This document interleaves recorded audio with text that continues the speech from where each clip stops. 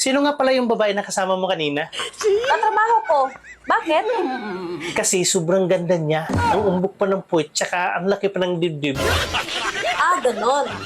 Kahit may asawa ka na, nagkagusto ka pa sa iba? Pinuri lang. Nagkagusto ka agad. Gusto mo kasi ikaw lagi yung pinupuri.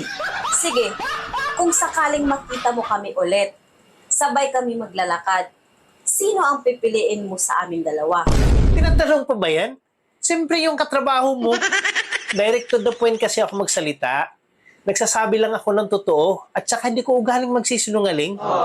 Sigurado ka ba na hindi mo ugali ang magsisinungaling at magsasabi ka ng totoo? Aba, siyempre, oo.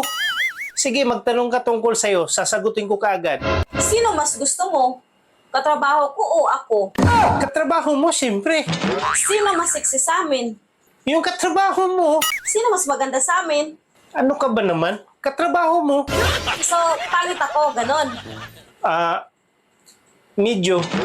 Malaki ba yung sa'yo o maliit? Yung mama mo pala, pumunta dito kanina. Oh, huwag mo ibahan ng usapan. Hindi ko naman iniba. Pumunta naman talaga dito yung mama mo kanina. Akala ko ba direct to the point ka at nagsasabi ka ng totoo? Talaga naman. Sinasabi ko naman talaga ang totoo. Supot ka o hindi? Matulog na tayo, Han. Gabi na, oh. Naantok na ako.